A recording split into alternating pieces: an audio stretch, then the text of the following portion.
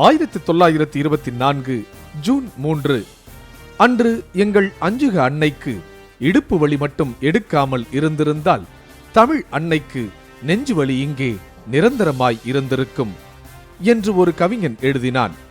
ஆம், அன்னை தமிழின் நலம் காக்க தன்னையே தந்து தமிழினத்தின் உரிமைகளை மீட்டெடுக்க முத்தமிழறிஞர் கலைஞர் வந்துதித்த நாள் ஜூன் 3.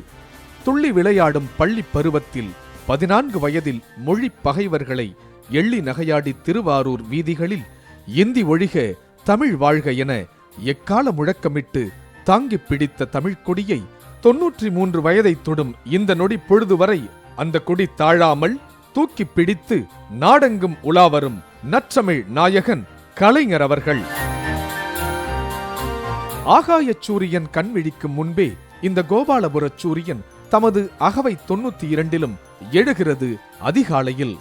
காலை பத்திரிகைகள் அனைத்தையும் படித்த பின் உடன்பிறப்பு கடிதம் எழுதுகிறார் கலைஞர்.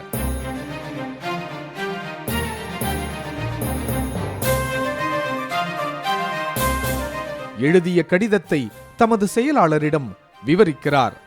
மேலும் அறிக்கைகள் தயாரிக்க அவருக்கு அறிவுரைகள் தருகிறார். அன்றைய தினம் வழங்க வேண்டிய வாழ்த்துச் செய்திகளையும் தமது உதவியாளரிடம் தருகிறார் கலைஞர். காலையிலே வருகை தரும் சிறப்பு விருந்தினர்களையும் கழக உடன்பிறப்புகளையும் மலர்ந்த முகத்துடன் சந்திக்கிறார் கலைஞர். அவர்தம் கோரிக்கைகள் கேட்டறிந்து அதனை நிறைவேற்ற ஆவண செய்கிறார். கழக பணியாற்றிட அறிவாலயம் புறப்படுகிறார் கலைஞர். அங்கே கழக பொதுச் செயலாளர் பேராசிரியர், கழக பொருளாளர் தளபதி மு.க. ஸ்டாலின் உள்ளிட்டோருடன் அரசியல் பணிகள் குறித்து கலந்தாலோசனை நடத்துகிறார். அறிவாலய பணிகளை முடித்து தமது இல்லம் வருகிறார் கலைஞர். மதிய உணவருந்தி சிறிது நேரம் ஓய்வெடுத்த பின் அன்றைய மாலை நாளிதழ்களை படிக்கிறார். அயராத அரசியல் பணிகளுக்கிடையேயும் சிறப்பான கலைப்பணிக்கும் நேரம் ஒதுக்குகிறார். அவரின் கைவண்ணத்தில் உருவாகி வெளிவரும் ராமானுஜர் தொலைக்காட்சி தொடருக்கு எழுத்து பணி புரிகிறார். தொலைக்காட்சி படக்குழுவினருடன் கலந்துரையாடுகிறார். மாலை நேரத்தில் வருகை தரும் கழகத் தோழர்களை பார்த்த பின்னர் மீண்டும் அறிவாலயம் செல்கிறார். அங்கே அரசியல் ஆலோசனைகள் முடித்து இல்லம் திரும்புகிறார். தொலைக்காட்சி செய்திகள் கலைஞருக்காக காத்திருக்கின்றன. அன்றைய நாட்டு நிகழ்வுகளை காண்கிறார் கலைஞர். ஓய்வில்லாத கழக பணிகளின் நடுவே உடன்பிறப்புகளோடும் நாட்டு மக்களோடும் தமது 92வது வயதிலும் ஆர்வத்துடன் இணையதளம் வாயிலாக உரையாடுகிறார். உணவருந்திய பின் கழக முன்னணியினருடன் பேசி ஆக்கப்பணிகளுக்கு அறிவுரை தருகிறார். ஆற்றல் பெற்ற அரும்பெரும் தலைவர் முத்தமிழறிஞர் கலைஞர் அவர்கள்.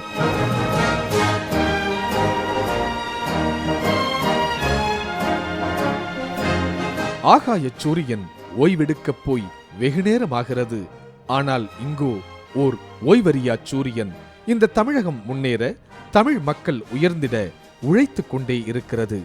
உழைத்துக் கொண்டே இருக்கும் கோபாலபுரச் சூரியன் மேலும் பல்லாண்டு வாழ, மக்கள் பணியாற்ற இன்முகத்தோடு வாழ்த்துகிறது இயற்கை.